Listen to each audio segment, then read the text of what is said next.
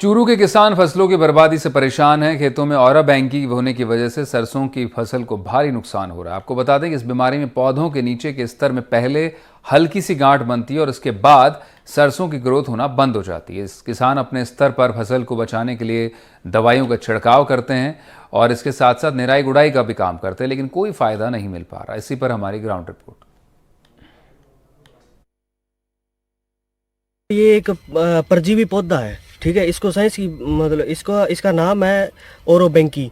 ये क्या करता है कि इसकी जड़ों के अंदर उगता है, मतलब गर्मी ज़्यादा होती है ना, गर्मी की वजह से जैसे ओरोबैंकी है वो मतलब ज़्यादा गर्मी की वजह से इसकी जड़ों में उग के इसके मतलब पूरी जड़ों को ब्लॉक कर देता है, जिससे इसका पूरा जो लाइफ साइकिल होता है, मतलब पौधे का जो जीवन चक्र होता है उसको पूरे को ब्लॉक कर देता है। ना इसको बढ़ने देता है अच्छे तरीके से, ना इसको फली के जो फली है उससे फल बनने देता है।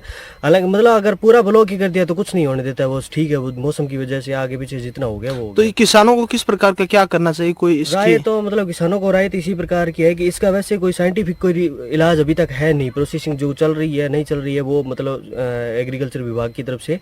लेकिन इसका बात ये है कि जब अपन गर्मियों के टाइम इसकी गहरी जुताई करके ज़मीन को खाली छोड़ें और क्रॉप मतलब जैसे फसल चक्कर अपनाएं ज़्यादा से ज़्यादा, ये एक इसका तरीका है। हमारे जो खेतों में ये रूखड़ी बहुत ज़्यादा हो गई है, इसके कारण जो फसल है वो चौपट हो रही है एकदम। तो कृषि विशेषज्ञों के द्वारा कोई जागरूक किया गया?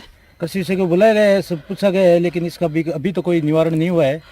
वो बता रहे हैं कि इसकी कोई चल रही है प्रोसेसिंग। कितने बीघा में सरसों बर्बाद होगी? सरसों हमारे यहाँ 15-20 बीघा में, 25 बीघा में, सभी खेतों में सभी बर्बाद हो गई है।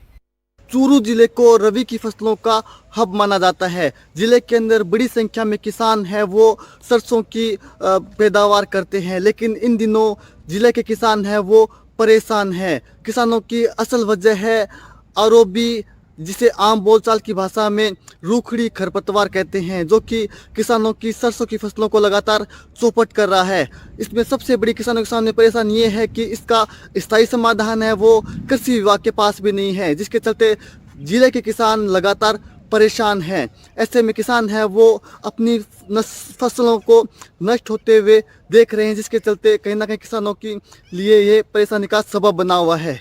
हालांकि कृषि वैज्ञानिक है वो इससे हटाने का उपाय बता रहे हैं, लेकिन प्रभावी उपाय नहीं होने के चलते किसानों की फसलें हैं वो लगातार चौपट हो रही है। एनडीटीवी राजस्थान के लिए चूरू से गजेंद्र सिंह।